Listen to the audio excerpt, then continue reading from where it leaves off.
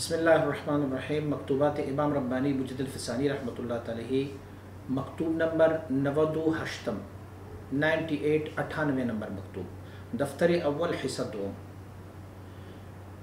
اس مکتوب شریف میں مجدد الفسانی رحمۃ اللہ علیہ اپنے سالکین کو ترغیب دے رہے ہیں کہ آپ نرمی اختیار کر لیا کرو اور سختی اور درست لہجے کو چھوڑ دو۔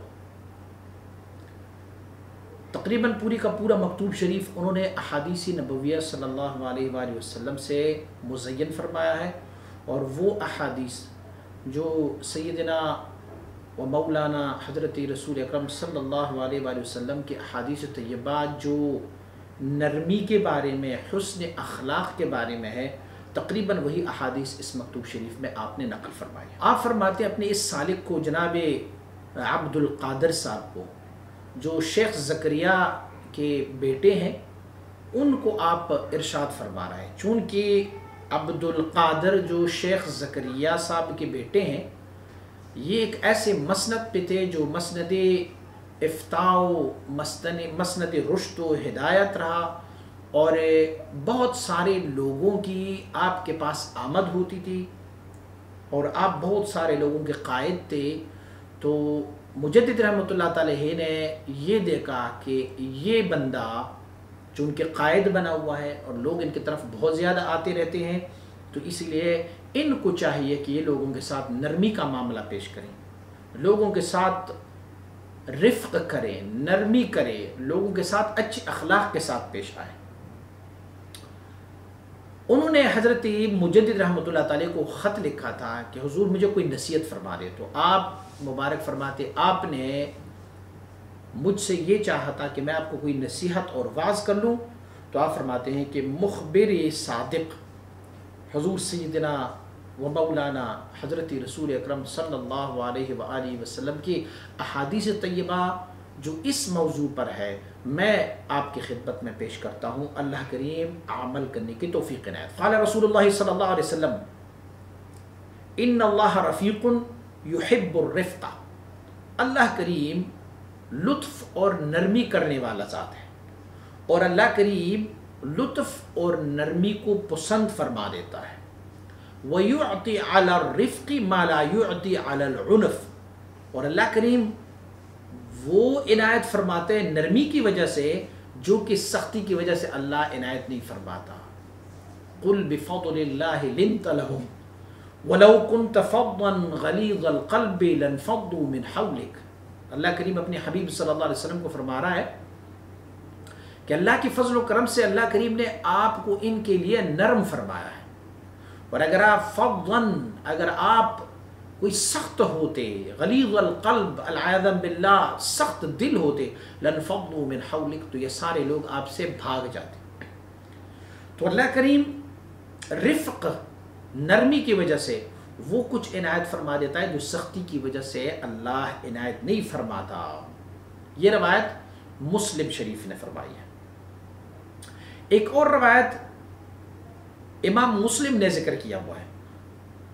قال لعائشہ رضی اللہ تعالی عنہا، حضور سید عالم صلی اللہ علیہ وسلم نے عائشہ رضی اللہ تعالی عنہا کو فرمایا علیکی بالرفق وإیاک والعنف والفحش۔ حضور نے فرمایا عائشہ رضی اللہ تعالی عنہا کو کہ اے عائشہ، آپ لازم جانو اپنی اوپر نرمی کو، اور اپنے آپ سے دور کر دو درستی اور سخت لہجے کو، اور اپنے آپ پر حد سے زیادہ گزرنا یہ بھی آپ چھوڑ دیں، بلکہ نرمی اختیار کریں۔ ان الرفق لا يكون في شيء الا زانه۔ نرمی جس چیز میں بھی ہوتی ہے تو اسے نکھار دیتی ہے، اس چیز کو نکھارتا ہے، اس چیز کو ابھارتا ہے، اس چیز کو خوبصورت بنا دیتا ہے۔ کسی بھی موضوع پر اگر نرمی ہو تو نرمی کے قانون یہ ہے کہ وہ اس چیز کو اور بھی نکھار دیتا ہے۔ اور فرمایا وَلَا يُنْزَعُ مِنْ شَيْءٍ إِلَّا شَانَهُ، اور نرمی اگر کسی بھی چیز سے نکل جائے تو اس چیز کو خراب کر دیتا ہے۔ یعنی سختی جو ہے، اگر سخت الفاظ بولے جائے، سختی کی جائے تو اس چیز کو وہ بگاڑ دیتا ہے، خراب کر دیتا ہے۔ وقال ایضا علیہ الصلوۃ والسلام، حضور نبی اکرم صلی اللہ علیہ وسلم کا ارشاد گرامی ہے، من یحرم الرفق یحرم الخیر، جو بندہ نرمی سے محروم ہوا، یعنی جن کے حصے میں نرمی نہ آئی، تو اللہ کریم نے اسے بہت بڑی خیر سے محروم فرمایا ہے۔ تو گویا نرمی خیر ہی ہے، شفقت خیر ہی ہے، نرم بولنا یہ خیر ہی ہے۔ ایک اور حدیث جو امام بخاری صاحب نے روایت فرمائی ہے، حضور نبی اکرم صلی اللہ علیہ وسلم بارک نے ارشاد فرمایا، ان من احبکم الی احسنکم اخلاقا، مجھے آپ میں سے سب سے محبوب بندہ وہ ہے جن کے اخلاق بہت اچھے ہو، نیک اخلاق ہو، ان کے اخلاق اچھے ہو، بہتر ہو، تو حضور فرماتے ہیں میں اس سے پیار کرتا ہوں، وہ میرا محبوب ہے۔ ایک اور روایت جو شرح السنہ نے ذکر کیا ہوا ہے، من اعطی حظہ من الرفق اعطی حظہ من الدنیا والآخرہ، آقا صلی اللہ علیہ وسلم کا ارشاد گرامی ہے کہ جس کو اللہ رب العزت نرمی سے حصہ عنایت فرمائے، کوئی حصہ کچھ نرمی اللہ رب العزت ان کو عطا فرمائے، تو گویا ان کو دنیا اور آخرت کا حصہ مل گیا ہے، دنیا بھی اس کی اچھی ہے اور آخرت بھی ان کی اچھی ہے۔ ایک اور روایت جو امام احمد اور ترمذی نے روایت فرمائی ہے، حضور نبی اکرم صلی اللہ علیہ وسلم نے فرمایا الحیاء من الایمان والایمان فی الجنہ، حضور نے فرمایا حیا ایمان کا جز ہے اور ایمان جو ہے وہ فی الجنہ جنت میں ہوتا ہے، گویا حیا ایمان ہے اور ایمان جنت میں ہوتا ہے۔ والبذاء من الجفاء والجفاء فی النار، حضور نبی اکرم صلی اللہ علیہ وآلہ وسلم نے فرمایا فحش اور بیہودہ گفتگو یہ برائی ہے اور برائی جو ہے وہ جہنم میں ہے۔ بس نرم بولے، اچھے الفاظ بولے، خوبصورت کلام بولے، فحش سے، ایذا رسانی سے، کسی اور کو تکلیف دینے سے اپنے آپ کو بچائے، تو حضور فرماتے ہیں یہ لوگ پھر جنت میں جائیں گے، یہ جنتی لوگ۔ ایک اور روایت امام ترمذی رحمۃ اللہ تعالی نے ذکر فرمائی ہے، ان اللہ یبغض الفاحش البذیء، اللہ رب العزت بغض رکھتا ہے، یعنی دشمن رکھتا ہے اس شخص کو جو حد سے زیادہ گزر جائے اور بیہودہ گفتگو کر لیا کرے، بیہودہ گفتگو کرنے والے اور حد اعتدال سے زیادہ بڑھنے والے کو اللہ رب العزت دشمن رکھتا ہے، دوست نہیں رکھتا۔ اسی روایت کو امام ترمذی رحمۃ اللہ تعالی نے ایک اور بھی روایت نقل فرمایا الا اخبرکم بمن یحرم علی النار وبمن یحرم النار علیہ، حضور نبی اکرم صلی اللہ علیہ وسلم نے فرمایا کیا میں تجھے نہ بتاؤں ان لوگوں کے بارے میں جس پر آتش دوزخ حرام ہے اور یہ آتش دوزخ پر حرام کیے گئے، یعنی دوزخ کی آگ ان کو نہیں جلا سکتے، حرام ہے ان پر، اور یہ بھی دوزخ میں نہیں جائے گا۔ علی کل ہین لین قریب سہل، ہر نرم بندہ، آہستہ رو، نرم طبع اور لوگوں کی قریب اور نرم خو بندہ، جو نرم خو رکھتا ہے اور بڑے آرام والا بندہ ہے جس کی وجہ سے کوئی نقصان اور اذیت کسی کو نہیں پہنچ رہا، اور نرمی طبیعت میں ہو، یہ بندہ جو ہے کون ہے؟ یہ وہ ہے جس پر اللہ نے جہنم کو حرام فرمایا اور ان کو جہنم پر حرام فرمایا۔ المؤمنون حینون لینون، مومن نرم طبع ہوتا ہے اور منقاد گردن نہاد ہوتا ہے، بس مومن ایک نرم چیز کا نام ہے، اور یہ مومن ایسے ہوتا ہے کہ منقاد، یہ تابعدار ہوتا ہے۔ مثال میرے آقا صلی اللہ علیہ وسلم نے فرمایا کل جمل الآنف ان قید انقادا وَإِنْ اسْتُنِيخَ عَلَى صَخْرَةٍ اسْتَنَاخَا، جیسے کہ تار ڈلی ہوئے ایک اونٹ، ناک میں وہ تار ڈالتے ہیں، نکیل جس کو کہتے ہیں، جیسے نکیل ڈلا ہوا ایک اونٹ، تو وہ کیا ہے؟ انقید انقادا، اگر اسے اپنی پیچھے چلایا جائے تو وہ چلتا رہتا ہے، اور پھر کیا ہے؟ وَإِنْ اسْتُنِيخَ عَلَى صَخْرَةٍ اسْتَنَاخَا، اگر آپ اس کو ایک چھوٹے سے پتھر پر بھی ان کی نکیل والی وہ تار کو باندھ لیں گے تو اونٹ وہاں بیٹھ جائے گا۔ اونٹ کو پتہ ہے کہ میں اگر چل پڑوں گا تو اس چھوٹے سے پتھر کو اپنے ساتھ لے کے چل سکتا ہوں، لیکن وہ اونٹ کی عادت یہ ہے کہ کہ جہاں پر اس کی مالک اس کو ایک چھوٹے سے پتھر سے بھی باندھ لیتا ہے ان کی نکیل کو، وہ ادھر ہی کھڑا رہتا ہے بس. اور اگر ان کو اپنی پیچھے وہ چلاتا رہے تو وہ چلتا ہی رہتا ہے. مومن کی مثال ایسے ہو، نرم خو، منقاد، انقاد والے. من قضم غیظا وهو يقدر على ان ينفذه دعاه الله على رؤوس الخلائق يوم القيامة حتى يخيره في اي الحورى شاء. امام ترمذی نے ایک اور روایت نقل فرمایا، فرماتے ہیں جنہوں نے اپنے غصے کو کنٹرول کیا، غصہ آیا اور اس غصے کو کنٹرول کیا، وهو يقدر على ان ينفذه، اور وہ اس بات پر قادر بھی تھے کہ وہ اپنے غصے کو نافذ بھی کر سکتے تھے. ذو استطاعت تھے، ان کے پاس یہ پاور تھا کہ وہ اپنے غصے کو دوسروں پر استعمال کر سکتے تھے، لیکن انہوں نے اپنے غصے کو کنٹرول کیا، نافذ نہیں کیا. دعاہ اللہ علی رؤوس الخلائق، اللہ کریم اسے اتنے سارے لوگوں کے سامنے قیامت والے دن اسے تمام خلائق سے اونچا رکھیں گے، بلائیں گے ان کو، اور حتی یخیرہ فی ای الحوری شاء، اسے اختیار دیا جائے گا کہ وہ جو بہشت میں، جنت میں جو بھی حور چاہے اللہ کریم اسے وہ حور عنایت فرمائے. یہ یاد رکھیں کہ ہر مومن مسلمان کے لیے ایک حور، جو ان کے حوروں کی تعداد ہے وہ معلوم ہے، جو بھی جنتی ہے ان کے لیے حوروں کی تعداد معلوم ہے. لیکن جو بندہ اپنے غصے کو کنٹرول کر لے اور وہ اس پر قادر ہو کہ وہ اپنے غصے کو نافذ بھی کر سکتے ہیں، لیکن اس نے کنٹرول کر لیا، تو اللہ کریم اسے اختیار دیں گے کہ یہ جنت کی حوریں ہیں، اس میں سے جو آپ کو پسند ہو آپ لے لیں. اور قیامت والے دن اس کو تمام خلائق کے سامنے اسے لایا جائے گا. ایک اور روایت جو امام بخاری رحمۃ اللہ تعالی ہے اس کو نقل فرمایا، ان رجلا قال للنبی صلی اللہ علیہ وسلم اوصنی، ایک بندے نے ایک صحابی نے عرض کیا رسول اللہ صلی اللہ علیہ وسلم مجھے کوئی نصیحت فرما دیں. تو قال لا تغضب، حضور نے فرمایا دیکھو غصہ مت ہونا، غضب مت لانا، کسی کے ساتھ غصے سے مت بولنا. فرد مرارا، حضور نبی اکرم صلی اللہ علیہ وسلم نے اس کو کئی دفعہ تکرار فرمایا. فقال لا تغضب لا تغضب لا تغضب، میرے آقا صلی اللہ علیہ وسلم نے ان کو فرمایا با غصہ چھوڑ دو، غصہ چھوڑ دو، غصہ چھوڑ دو، غضب چھوڑ دیں، غصہ چھوڑ دیں، نرمی اختیار کر لیں. ایک اور روایت جو امام بخاری اور صحیح مسلم کا متفق علیہ ہے، آقا صلی اللہ علیہ وسلم نے فرمایا الا اخبرکم باہل الجنہ، کیا میں تمہیں نہ بتاؤں کہ جنتی کون لوگ ہیں؟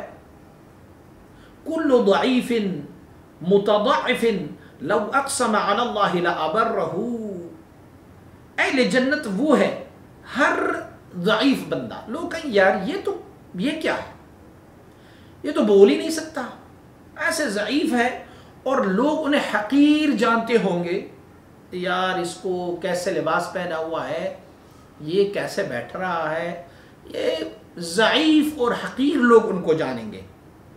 فرماتے لو اقسم علی اللہ لابرہ، لیکن اللہ کی بارگاہ میں ان کا شان یہ ہوگا کہ اگر وہ کسی چیز کی قسم اٹھائیں گے تو اللہ ان کی قسم کو پورا فرماتا رہے گا. الا اخبرکم باہل النار، جہنمیوں کی نشانیاں بتاؤ؟ تو آقا نے فرمایا کل عتل جواظ مستکبر، فرمایا ہر وہ شخص جو درست اور سخت لہجے والا ہو اور لڑائی جھگڑے والا ہو اور تکبر کرنے والا ہو. اللہ اکبر، جو لڑائی کرنے والا، جو تکبر ہو، جو سخت گوئی کر لے، درست لہجہ استعمال کرے، تو میرے آقا نے فرمایا یہ جہنمیوں کی نشانی ہے. ایک اور روایت جو حضرت امام احمد اور ترمذی نے ذکر کیا ہے، میرے آقا صلی اللہ علیہ وسلم نے علاج بھی بتایا. جب آپ لوگوں کو غصہ آئے تو غصہ کیسے کنٹرول کریں؟ حضور نے فرمایا اذا غضب احدکم وهو قائم فلیجلس. میرے آقا نے فرمایا صلی اللہ علیہ وسلم نے کہ اگر آپ میں سے کسی کو غصہ آ جائے اور وہ کھڑا ہے تو فلیجلس، وہ بیٹھ جائے. فإن ذهب عنه الغضب، اگر بیٹھ کے ان کا غصہ ٹھنڈا ہو گیا سو ہو گیا، ٹھیک ہے. وإلا فليضطجع، اگر بیٹھ کے بھی ان کا غصہ ٹھنڈا نہیں ہوا تو ان کو کہو لیٹ جاؤ. یہ میرے آقا صلی اللہ علیہ وسلم بارک نے علاج فرمایا ہوا ہے. ان الغضب لَيُفْسِدُ الْإِيمَانِ، امام بہقی رحمۃ اللہ تعالی نے اس روایت کو نقل کیا ہے کہ ان الغضب لَيُفْسِدُ الْإِيمَانِ كَمَا يُفْسِدُ الصَّبْرُ الْعَسَلَ۔ حضور نبی اکرم صلی اللہ علیہ وسلم بارک نے فرمایا کہ غضب جو ہے وہ تباہ کر دیتا ہے ایمان کو، ایسے تباہ کر دیتے ہیں جیسے کہ صبر شہد کو خراب کر دیتے ہیں۔ شہد میٹھا ہے، صبر ایک درخت ہے، اسے اگر شہد میں ڈالا جائے، اس کا تھوڑا سا ایک پتا بھی شہد میں گر گیا تو پوری کا پورا شہد فاسد ہو جاتا ہے۔ تو گویا غضب اگر انسان میں شامل ہوا تو یہ ایمان کو ایسے فاسد کر دیتا ہے جیسے وہ تلخ بوٹا پوری کا پورا ایک ڈبہ شہد ختم کر دیتا ہے۔ من تواضع للہ رفعہ اللہ، جو اللہ کے لیے عاجزی اختیار کر لے، تواضع اختیار کر لے تو رفعہ اللہ، اللہ انہیں رفعت عنایت فرماتا ہے، بلندی عنایت فرماتا ہے۔ فہو فی نفسہ صغیر وفی اعین الناس عظیم، وہ اپنے آپ میں اپنے آپ کو سب سے کمتر تصور کرتا ہے، سب سے چھوٹا تصور کرتا ہے، سب سے کم تصور کرتا ہے، لیکن لوگوں کی نظروں میں بہت عظیم ہوتا ہے، بہت بڑا ہوتا ہے لوگوں کی نظروں میں۔ ومن تکبر، جو بندہ تکبر کر لے، وضعہ اللہ، اللہ رب العزت اسے پھینک دیتا ہے، اللہ اسے پھینک دیتا ہے۔ فہو فی اعین الناس صغیر وفی نفسہ کبیر، یہ لوگوں کے ہاتھوں ان کا مرتبہ بالکل اہون اور بالکل چھوٹا ہوتا ہے۔ لوگ کہتے ہیں یار چھوڑ اس کو، بڑا متکبر بندہ ہے، لیکن وہ اپنے آپ کو سب سے بڑا تصور کرتے ہیں۔ حتی لہو اہون علیہم من کلب او خنزیر، اللہ اکبر، حتیٰ کہ لوگوں کے ہاں ان کا مرتبہ یہ ہوتا ہے کہ لوگ اسے کتے اور خنزیر سے بدتر تصور کرتا ہے، لیکن وہ اپنے آپ کو بہت بڑا تصور کرتا ہے۔ تو اسی لیے تکبر والے لوگ یہ کہتے ہیں کہ میں فرعون، ان فرعون لعال فی الارض، اللہ کریم نے فرعون کی جو ایک صفت بیان کی ہے کہ ان کا صفت کیا تھا، وہ لعال فی الارض، وہ متکبر تھا، اور وہ کل مختال فخور، وہ ایسے تکبر والے اور فخر کرنے والے تھے۔ لیکن اللہ کے بندوں کے بارگاہ میں فرعون کا کیا مقام و منزلہ ہے، وہ ایک کتے اور خنزیر سے بھی کمتر ہے۔ اس روایت کو امام بہقی نے ذکر فرمایا۔ امام بہقی رحمۃ اللہ تعالی نے ایک اور بھی حدیث نقل فرمایا، قال موسیٰ ابن عمران علی نبینا علیہ الصلوۃ والسلام، حضرت سیدنا موسیٰ علی نبینا علیہ الصلوۃ والسلام نے اللہ رب العزت کے بارگاہ میں عرض کی، یا ربی من اعز عبادک، پروردگارا آپ کے بارگاہ میں سب سے عزت دار بندہ کون ہے، بندوں میں سے سب سے عزت والا آپ کے بارگاہ میں کون؟ قال من اذا قدر غفر، اللہ کریم نے فرمایا سب سے میرے بارگاہ میں عزت والا بندہ وہ ہے کہ وہ کسی بندے پر قادر ہو جائیں، اپنی غضب کو استعمال کرنا یا ان کو مارنا یا ان کو پیٹنا یا گالیاں نکالا، اس پہ قادر ہو، لیکن اس کے باوجود بھی ان کو کہے چل یار میں نے معاف کر دیا ہے۔ بس معاف کرنے والا جو ہے وہ اللہ کے ہاں سب سے عزت دار بندہ ہے۔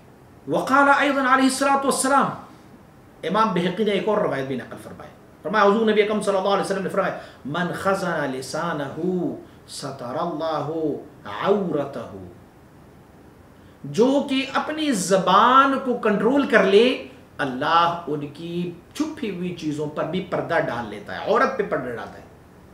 ومن کف غضبہ کف اللہ عنہ عذابہ یوم القیامہ، جنہوں نے اپنی غضب اور اپنی غصے کو کنٹرول کر لیا تو اللہ کریم قیامت والے دن ان سے اپنی عذاب کو اٹھا لے گا۔ اللہ اکبر، وہ عذاب کا دن، وہ مشکل اور تکلیف والا دن۔ اس دنیا میں اگر اپنی غضب کو کنٹرول کر لی تو گویا اللہ رب العزت قیامت والے دن ان سے اپنی عذاب کو کنٹرول فرمائے گا، یعنی اپنا عذاب ان کو نہیں دے گا۔ وَمَنِ اعْتَذَرَ إِلَى اللَّهِ قَبِلَ اللَّهُ عُذْرَهُ، جو بھی اللہ کی طرف عذر پیش کر لے تو اللہ ان کے عذر کو قبول کر لیتا ہے۔ اللہ باوجود اتنی کبریائی کی، دیکھیں گناہ کر لیتے ہیں، ظلم کر لیتے ہیں بندے اپنے اوپر، سارا کچھ کر لیتے ہیں، لیکن پھر بھی اللہ کے بارگاہ میں گڑ گڑاتے ہیں، عذر کرتے ہیں تو اللہ ان کی گناہوں کو معاف فرما دیتا ہے، عذر کرتے ہیں۔ تو کون ہے کہ تیرے بارگاہ میں ایک بندہ آئے، تیرے پاس ایک بندہ آئے اور تجھے عذر کر لے کہ مجھے معاف کر دے، اور پھر بھی معاف نہ کرے؟ اللہ اکبر. تو یہ اللہ سے بھی بڑائی کا دعویٰ ہے. تو جو عذر کرنے کے لیے آئے تو اللہ کریم باوجود اتنی شان کبریائی کی اپنے دشمنوں کو معاف کر دیتا ہے. جب وہ صدق دل سے توبہ کر لے، عذر پیش کر لے، تو اس کو معاف کر دیتا ہے. تو اللہ کی بندوں کی نشانی بھی یہ ہے کہ جتنی بھی برائی کی جائے ان کے ساتھ، جتنی بھی بدی کی جائے، جب وہ آئے، کوئی عذر کرنے آئے تو ان کی عذر کو قبول کیا جائے. امام بخاری رحمۃ اللہ تعالیٰ نے ایک روایت نقل فرمایا قال علیہ الصلاۃ والسلام من كانت له مظلمة لأخيه من عرضه أو شيء فليتحلل منه اليوم. آقا صلی اللہ علیہ وسلم نے فرمایا کہ اگر کسی بندے کا کسی بندے سے کوئی ظلم کیا ہوگا، اس نے اپنے بھائی پر کوئی ظلم کیا ہوگا، یا ان کے مال میں یا ان کی دوسری چیزوں میں ان کے ساتھ کوئی ظلم کا معاملہ کیا ہوا، فَلْيَتَحَلَّلْ مِنْهُ الْيَوْمِ، آج ان سے معافی مانگی. اور ان کو بتا دی یار مجھ سے غلطی ہوئی تھی، معافی مانگتا ہوں، ایک دن میں نے آپ کو گالیاں دی تھی، مجھے معاف کر دی، یا میں نے تمہارا مال ایسے خرچ کیا تھا آپ کی اجازت کے بغیر، مجھے معاف کر دے، یا میں نے آپ کو ایک تپڑ مارا تھا، یا میں نے فلاں آپ کے ساتھ یہ ظلم کیا تھا، تو مجھے معاف کر دیں. حضور فرماتے اس سے آج ہی معافی مانگ لے، قبل اللہ یکون دینار ولا درہم، اس سے پہلے کہ اس دن میں ہم آئیں جہاں پر نہ دینار ہو اور نہ کوئی درہم ہو. وہاں پر آج اس بندہ آپ سے ناراض ہے، خوشی نہیں ہو رہا، آپ ان کو بتائیں بھئی آپ معاف نہیں کر رہے ہیں تو بتائیں میں کتنے پیسے آپ کو دوں، پیسے لے مجھ سے، مال لے مجھ سے، یا مجھ سے اپنا بدلہ لے لے، لیکن مجھے معاف کر دے. کیونکہ اس دن پھر نہ مال ہوگا اور نہ پھر درہم، نہ دولت، کچھ نہیں ہوگا. ان کان لہ عمل صالح، اگر آج تم نے ان سے معافی نہیں مانگی اور ان کا حق تم پر رہا تو پھر قیامت والے دن کیا ہوگا؟ ان کان لہ عمل صالح، اگر تمہارے پاس کوئی نیک عمل ہوگا تو اخذ بقدر مظلمتہ، تم سے وہ سچائی اور اچائی اور نیک عمل لیا جائے گا اور تمہارے اس بھائی کو دیا جائے گا جس بھائی پر آپ نے ظلم کیا، جن کے حق تلفی کی ہے، جن کا مال کھایا ہے، جن کو آپ نے گالی نکالی ہے، جن کو آپ نے ڈنڈے سے مارا ہوگا، تو آپ کی حسنات میں سے، نیکیوں میں سے ان کو دیا جائے گا. اچھا وَإِن لَمْ يَكُنْ حَسَنَاتٌ، ان کے سارے نے کیا ہے، دنیا میں اس نے ایسی زندگی گزاری تھی کہ کچھ لوگوں کو مارا تھا، کچھ کے مال کھایا، کچھ کا خون بہایا تھا، کچھ کا کیا، تو انہوں نے قیامت والے دن ان کے سارے حسنات کو تقسیم کیے جائیں. اب ان کے پاس اگر حسنات نہ بچے تو کیا ہوگا؟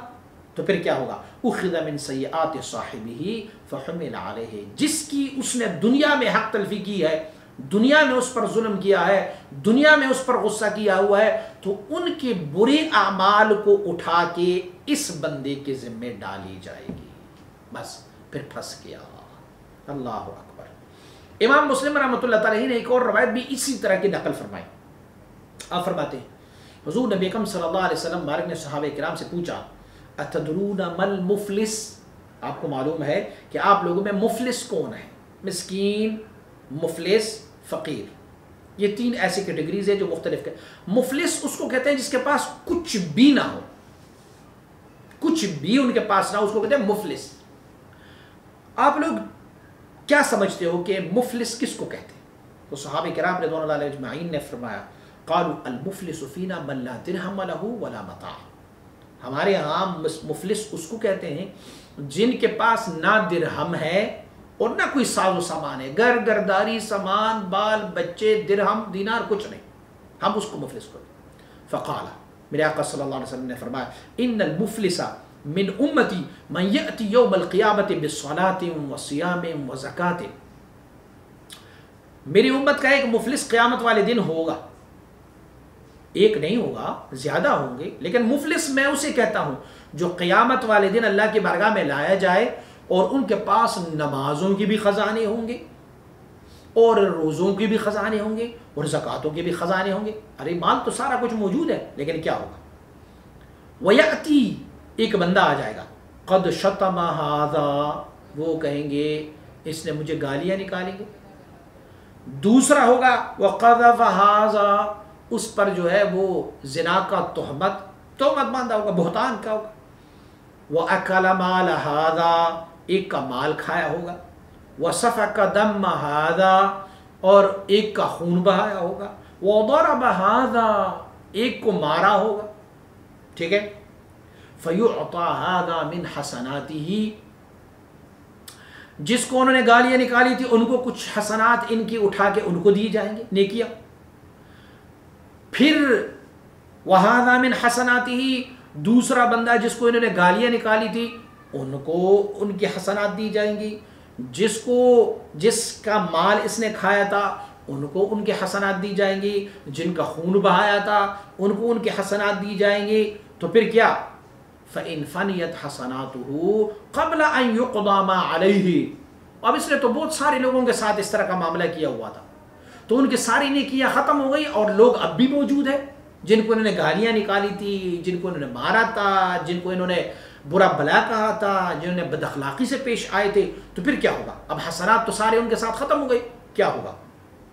تو اخذ من خطایا، ان لوگوں کی خطاؤں کو، ان لوگوں کے گناہوں کو اٹھایا جائے گا، فطرحت علیہ، پھر اس بندے کے اوپر ڈالا جائے گا. کیا ہوگا؟ ثم طرح فی النار، پھر اسے جہنم میں ڈالا جائے گا. ساتھ لے کے گئے تھے خزانہ نمازوں کے، ساتھ لے کے گئے خزانہ زکاتوں کے، خزانہ لے کے گئے تھے حسنات کے، خزانہ لے کے گئے تھے روزوں کے، لیکن سارا کچھ ختم ہو گیا، الٹا گناہگار ہو کے یہ اب مستحق جہنم ہو گیا، جہنم میں ڈالا جائے. کیوں؟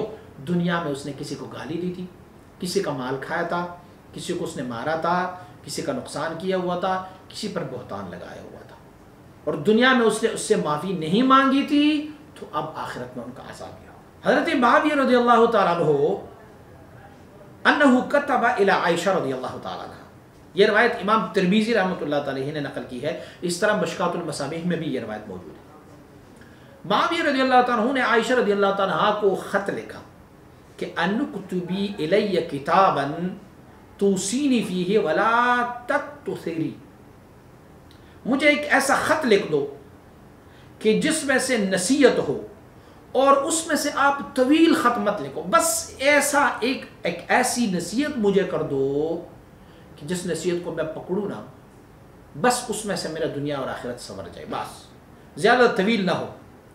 فکتبت، عائشہ رضی اللہ تعالیٰ عنہ کو لکھا السلام علیکم، السلام علیکم، اما بعد فإنی سمعت رسول اللہ صلی اللہ علیہ وسلم یقول من التمس رضا اللہ بسخط الناس کفاہ اللہ مؤونۃ الناس. میں نے آقا صلی اللہ علیہ وسلم نے سے یہ سنا ہے کہ جو لوگوں کی خوشنودی کی وجہ سے اللہ کی ناراضگی حاصل کر لے، یعنی اللہ کو ناراض کر لے اور لوگوں کو راضی کر لے، تو کفاہ اللہ مؤونۃ الناس، اللہ اسے لوگوں کے حوالے کر دیتا ہے. اللہ فرماتا ہے ٹھیک ہے، تم نے لوگوں کو خوش کیا میری مرضیات کو چھوڑ کے، تو ٹھیک ہے میں نے لوگوں کے حوالے کیا. وَمَنِ الْتَمَسَ رِضَا النَّاسِ بِسَخَطِ اللَّهِ وَكَّلَهُ اللَّهُ إِلَى النَّاسِ، جو یہ کر لے کہ جو اللہ رب العزت کی خوشنودی حاصل کرے اور لوگوں کی سخط ہو، تو پھر بھی اللہ رب العزت اسے لوگوں کی طرف راجع کر دیتا ہے، دے دیتا ہے لوگوں کی. اچھا کیا ہوگا؟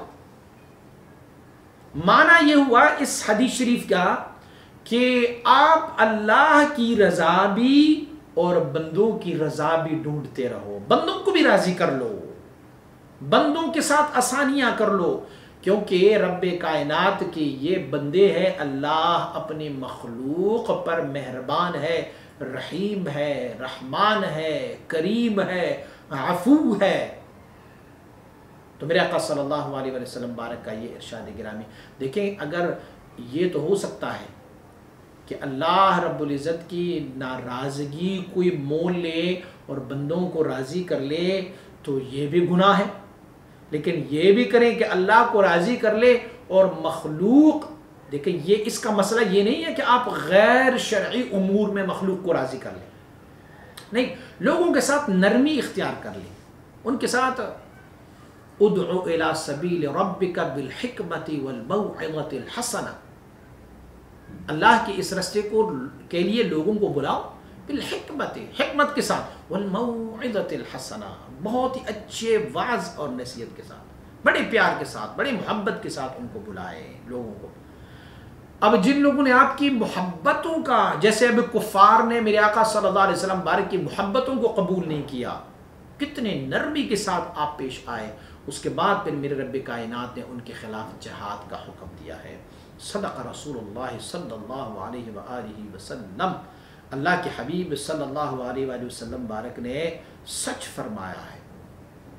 بقائے دنیا بس اندکس، دنیا کی بقا بہت تھوڑی ہے، وعذاب آخرت بسیار شدید و دائمی است، آخرت کی عذاب بہت شدید بھی ہے اور دائمی بھی ہے، ہمیشہ عذاب ہوتا ہے۔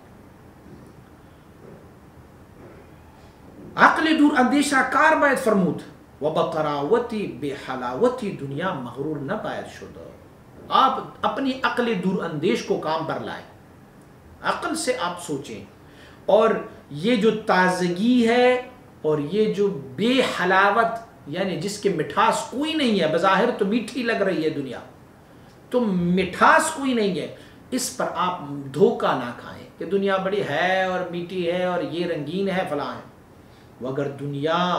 وگر بدنیا کسر عزت و ابرو باشد کفار دنیا وار باید کہ از ہمہ عزیز تر باشد۔ دیکھو دنیا کی وجہ سے اگر کسی کو عزت مل جاتی نا تو ہونا تو یہ چاہیے کہ کفار، دنیا دار کفار جو ہے وہ سب سے زیادہ عزت مند ہوتے، لیکن کوئی عزت نہیں۔ العزت للہ وللرسول وللمؤمنین، اللہ نے فرمایا نہیں کفار کو کوئی عزت نہیں ہے، دنیا والوں کو کوئی عزت نہیں ہے، عزت تو اللہ، اس کی رسول اور مومنوں کے لیے بس۔ وہ بظاہری دنیا فریفتہ گشتن از بی خوردی است، دنیا کے ساتھ ظاہری دنیا کو دیکھ کے ان کے ساتھ وابستہ رہنا، اس پر فریفتہ اور عاشق ہونا دنیا پر، یہ تو بے عقلی ہے، کم عقلی ہے۔ فرصت چند روزہ غنیمت باید شمر، یہ چند دن جو اللہ رب العزت نے تجھے فرصت کی دی ہے اسے غنیمت جانو، وردر مراضی خدا عز و جل باید کوشید، اور اللہ کی مرضیات کو ڈھونڈو، رب کو راضی کر لو۔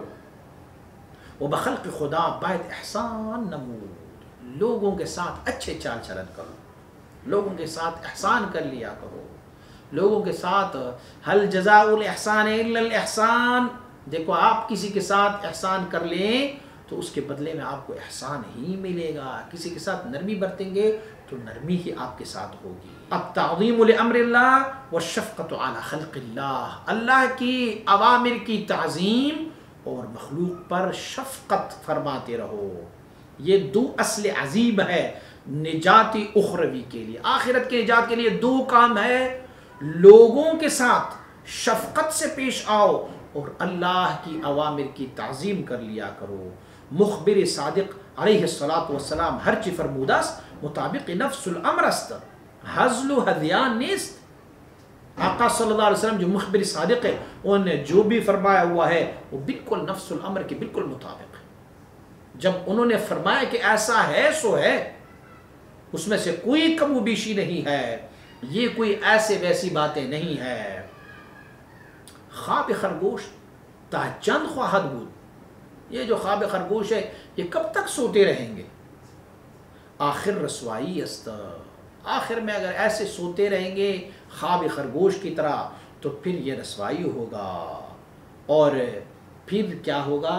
رسوائی اور بے نوائی ہوگا۔ اللہ کریم نے فرمایا ہوا ہے افحسبتم انما خلقناکم عبثا وانکم الینا لا ترجعون، کیا تم لوگ یہ گمان رکھتے ہو کہ میں نے تجھے عبث پیدا فرمایا ہوا ہے اور یہ گمان رکھتے ہو کہ تم میری طرف پلٹ کے واپس نہیں آؤ گے، بلکہ ضرور میری طرف پلٹ کے واپس آؤ گے، ان ساری چیزوں کا حساب ہوگا۔ تو نرمی اختیار کر لیں اور آسانیاں اختیار کر لیں، لوگوں کو آسانیاں دیں، لوگوں پر شفقت کر لیں، لوگوں سے پیار کریں، اللہ کی مخلوق سے محبت کر لیں، بنی آدم سے پیار کر لیں۔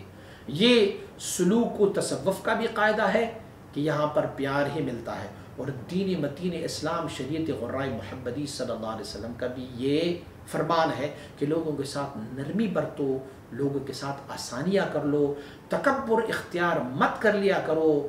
متکبر اللہ کی بارگاہ سے رانندہ ہے، متکبر اپنے آپ کو سب سے بڑا تصور کرنا اللہ کی رحمتوں سے محروم ہے۔ تو نرمی اختیار کر لے، نرمی اختیار کر لے، پیار اختیار کر لے، شفقت اختیار کر لے، نرمی اختیار کر لے۔